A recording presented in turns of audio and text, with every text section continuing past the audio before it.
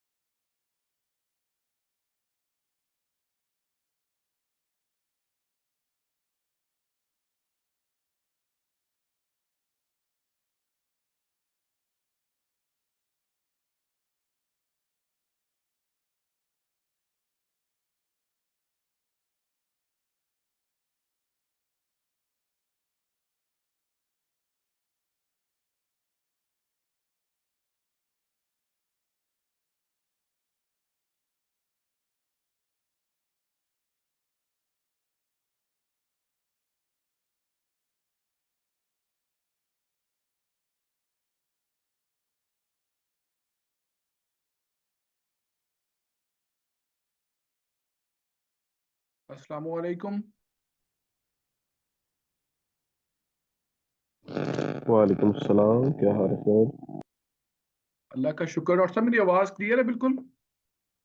जी clear sir.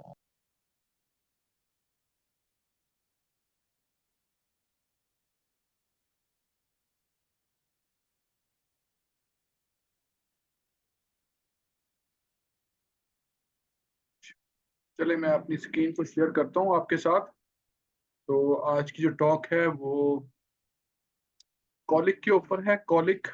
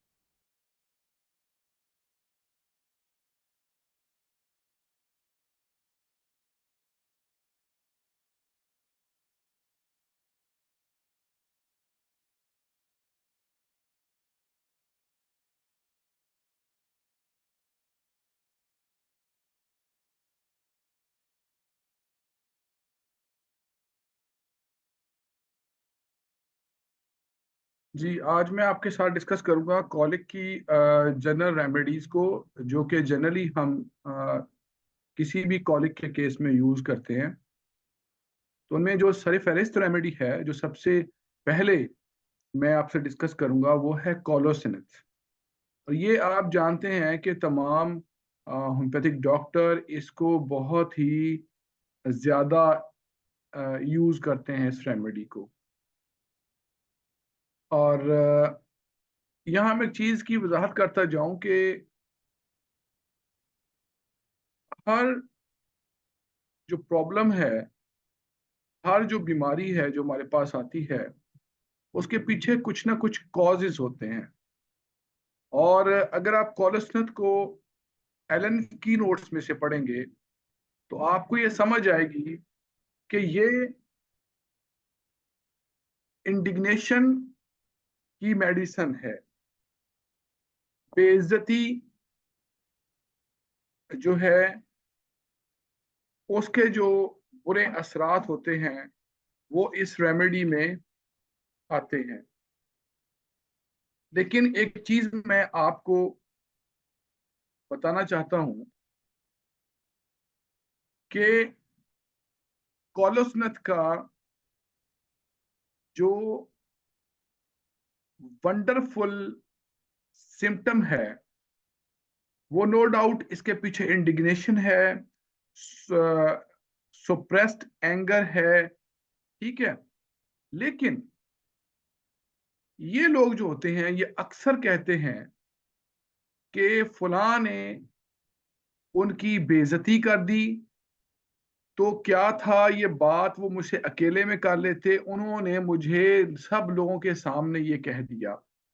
दरअसल ये publicly रिप्रिमेंड जो करना है उससे सेंसिटिव होते हैं कि आप इनको पब्लिकली सबके सामने कुछ कहेंगे तो ये बहुत ज्यादा बेइज्जती फील करेंगे, बहुत ज्यादा इंसल्ट फील करेंगे। तो मैंने देखा है कि कॉलोस्नेथ के जो पेट दर्द होते हैं, उनके पीछे जो है वो सुप्रेस्ड एंगर और इंडिग्नेशन, ये चीजें जो है वो कार फरमा होती हैं। सो आज मैं आपको, टॉपिक हमारा कॉलिक का है, लेकिन चूंकि कॉलोस्नेथ को मैं आपके साथ शेयर कर रहा हूं, इसकी फीचर्स को, तो मैं आपको अपना एक केस जो है, जो कि एपिलिप्सी का केस बताया जाता था, वो मैं आपसे शेयर करूंगा। मेरे पास एक बच्चे को लाया गया जिसकी एज तकरीबन, आप यूं कह लें कि 13-14 साल थी। तो उसको उनकी मदर के कहने के मुताबिक उनको मिर्गी के दौरे पड़ते थे। तो मैंने उनसे पूछा कि कितनी देर हुई है, उन्होंने कहा जी ये 6 महीने हो गए हैं इसको। तो मैंने कहा ये स्टार्ट कैसे हुआ था इनको मिर्गी के दौरे। तो उन्होंने कहा कि जब पहली दफा इसको मिर्गी का दौरा हुआ था, तब इंसिडेंट ये हुआ था कि इनके वाले साहब जो है, कहती हैं कि मजदूर हैं वो, अ, मजदूरी करते हैं कोई। तो ये बच्चा जो था, उन दिनों में ईद भी आ रही थी, तो इन्होंने अपने वालिद से नए कपड़े लेने का तकाजा किया। तो उनके वालिद साहब ने कहा कि मेरे पास अभी पैसे नहीं हैं, तो मैं आपको अभी नए कपड़े नहीं दिला सकता, दे सकता। तो वो बच्चा जो था, उसको मैंने पूछा कि देखें, आप माशाल्लाह बड़े हैं, कभी बड़ों के पास पैसे होते हैं, कभी नहीं होते हैं, तो आपको हुआ क्या।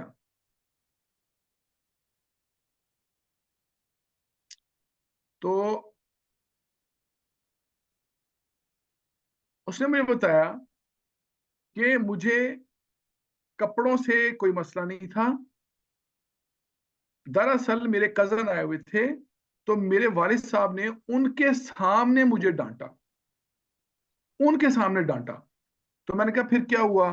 कहते फिर मेरे सर में शदीद दर्द हुआ, मैं गया, मैंने जो है टैप खोला और नीचे सर कर दिया उसके नीचे, और कहते हैं कि मुझे सर में कुछ होने लग गया, और कहते फिर मुझे जो है ना ये दौरा पड़ गया। तो मैंने पब्लिकली रिप्रिमेंडेड के सिम्टम के ऊपर मैंने कॉलोसनथ प्रेस की 1 में, और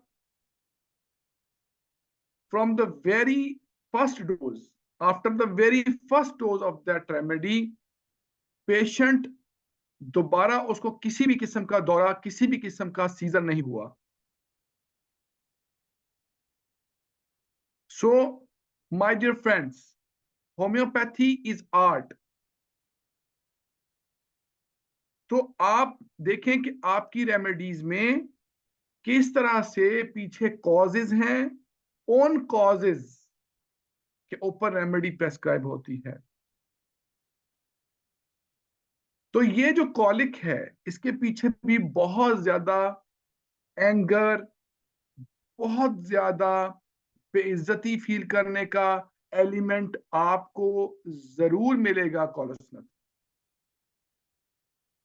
और जो कॉलोसनथ का पेशेंट है उसको रिलीफ आता है पेट दर्द में कि वो यूं पेट में कोई चीज देकर खुद वो डबल हो जाता है, ऐसे बेंड हो जाता है, और ये बेंडिंग डबल होने से जो एमेलोरेशन होता है वो कॉलोसनथ का एक मेन फीचर है।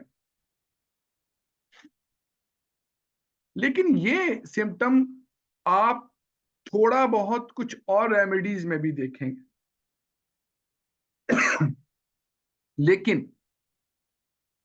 आप कभी भी जो कॉज है इसका, जो जो इस पेन को क्रिएट करने का सबब है, वो आप किसी और रेमेडी में नहीं देखेंगे।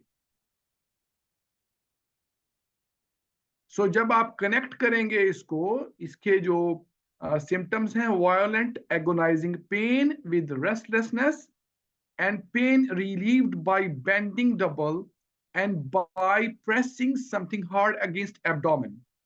तो आप जब इसको कनेक्ट करेंगे कॉज के साथ, तो इट इज योर रेमेडी कॉलोसनथ, और इसमें किसी भी किस्म का कोई भी डाउट नहीं होगा। The another remedy is chamomilla.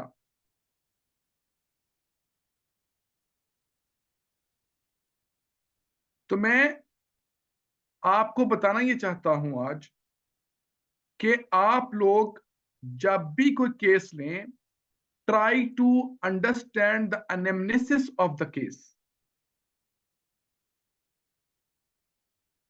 So anamnesis से मेरी क्या मुराद है कि बीमारी कब शुरू हुई, कैसे स्टार्ट हुई, what is the cause, what is the maintaining cause, what is the fundamental cause।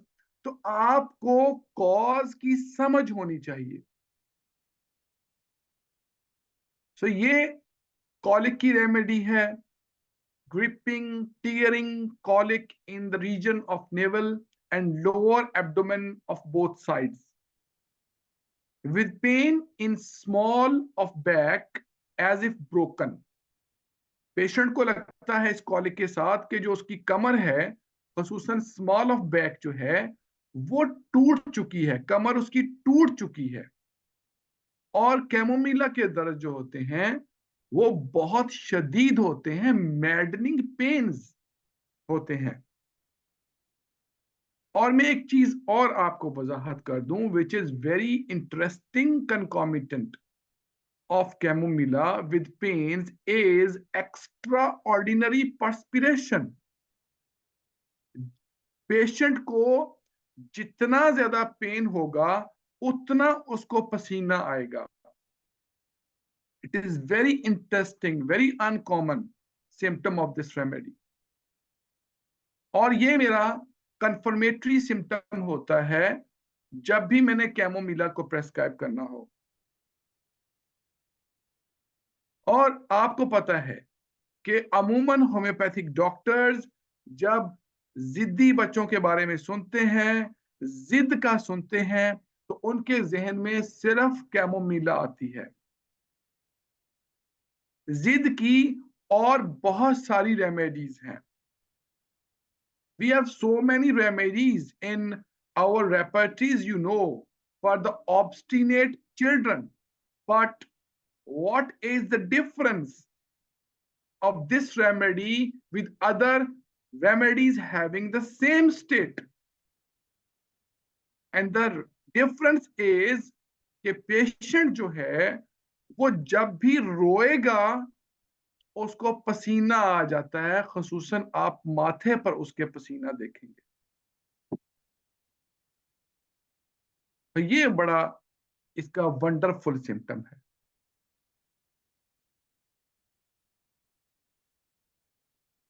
और ये भी गुस्से की, एंगर की बहुत ही जबरदस्त मेडिसिन है।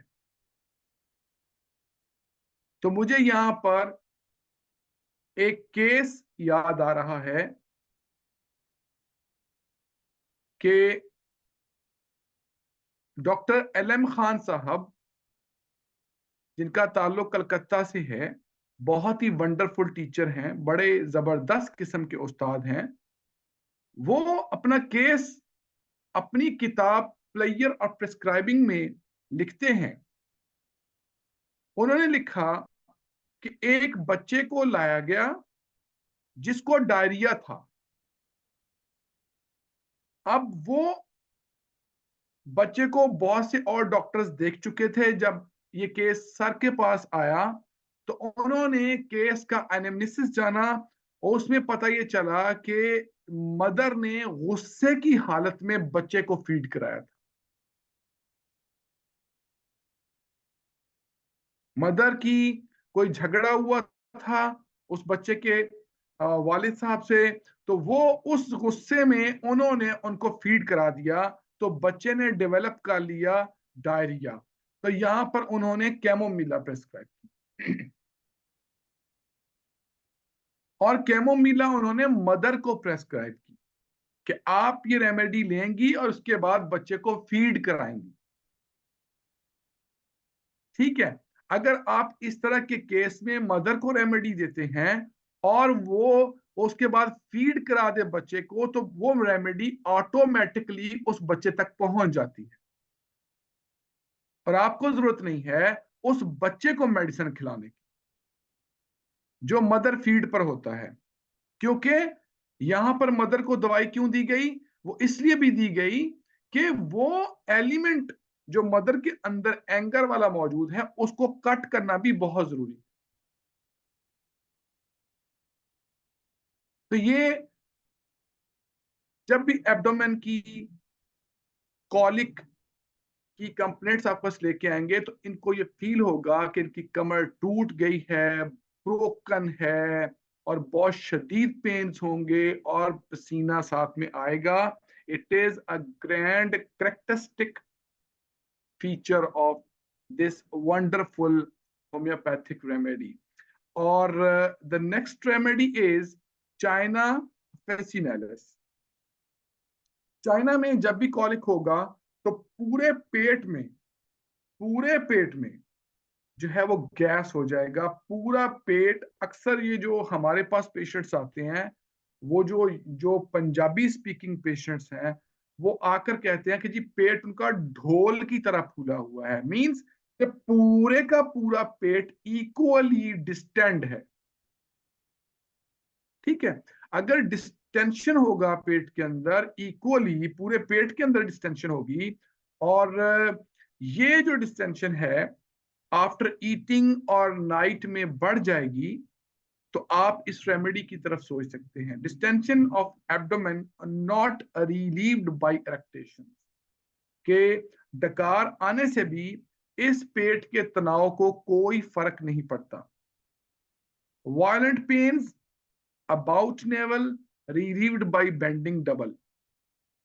तो अब आप देखें कि जो चाइना है उसके पीछे क्या कॉजेज हैं। बेंडिंग डबल जैसे ही आएगा आपके जहन में रेमेडी कौन सी आएगी? बोलिए। Violent pains about navel relieved by bending double. Colosynth आएगी, colosynth आएगी, but the cause is different. Behind the China आप देखेंगे loss of vital fluids.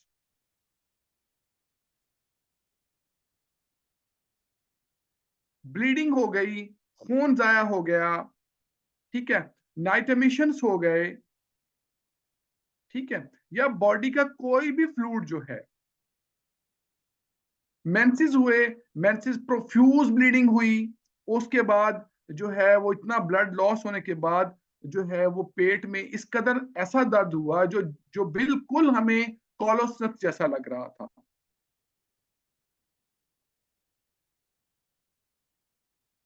सो मैं आपको ये रिक्वेस्ट करूंगा कि इन मेरी जो लेक्चर्स के साथ जहां पर मैं आपके साथ बहुत मुख्तसर सी सिम्टम्स को डिस्कस करता हूं रेमेडीज की, तो कोशिश करें आप रेमेडी की जो पिक्चर है उसको अंडरस्टैंड करने के लिए एलन की नोट्स को अच्छे तरीके से पढ़ें, और जो रेमेडी मैं यहाँ पर आपको बयान कर दूं उसका तरीका यह है कि आप जा करके उसको एलन की नोट्स में से जरूर देख लिया करें, तो आप का जो इंसाइट है अबाउट दैट रेमेडी वो बहुत क्लियर हो जाएगा इंशाल्लाह ताला। So the next remedy is cuprum met. ये भी बहुत टेरिबल, बहुत वायलेंट कंप्लेंट्स की रेमेडी है, और इसमें बहुत ही टेरिबल किस्म का पेन होता है। इस कदर शदीद पेन होता है एब्डोमेन में कि पेशेंट कहता है कि डॉक्टर साहब ऐसा लग रहा है जैसे कोई चीज छुरी से काटी जा रही हो। The word knife, he uses the word knife, कि जैसे छुरी से उसको काटा जा रहा है, ऐसा मुझे पेन है। अगर पेशेंट ऐसा स्टेटमेंट दे जिसमें वो वर्ड नाइफ यूज करेगा, तो वहां पर आप कभी क्यूप्रमेट को यूज करके देखिए, ये आपको बहुत ही जबरदस्त किस्म के रिजल्ट देने वाली है। Violent pain as if a knife were penetrating through navel to back, कि जैसे छुरी घोंप दी गई है नाव से पीछे की तरफ। Violent cramps in abdomen, abdomen is drawn in like plumbum met, तो पेट जो है वो बिल्कुल अंदर की तरफ खिंचा हुआ होगा, कश्ती नुमा पेट होगा। अगर आप कश्ती को देखें तो वो यूं अंदर से खाली होती है, तो ये पेट बिल्कुल अंदर की तरफ। अभी आप जरा, मैं आपको कहूंगा कि एक्सरसाइज करें, जरा अपने पेट को जरा अंदर की तरफ खींचे जरा सब लोग, ठीक है। अब देखें, आपने इसको जब अंदर की तरफ खींचा तो इस तरह का सेंसेशन होगा जैसे किसी ने किसी रस्सी के जरिए नाव को बांध कर पीछे खींच लिया है, और पेशेंट कभी भी इसका सीधा खड़ा नहीं हो सकता ड्यू टू दिस सेंसेशन। वो झुक के खड़ा होगा, बिकॉज वो समझता है, उसको ये सेंसेशन है कि उसकी जो नाफ है उसको किसी चीज से रस्सी डालकर पीछे खींच दिया गया है। और जब भी आपके क्लिनिक में दाखिल होगा ये झुकी हुई हालत में दाखिल होगा, एब्डोमेन इज ड्रॉन इन। ये सिम्टम प्लम्बम मैट में भी है, लेकिन प्लम्बम मैट में जो फर्स्ट लाइन है वो मौजूद नहीं है, वो है violent pains as if a knife were penetrating through navel to back.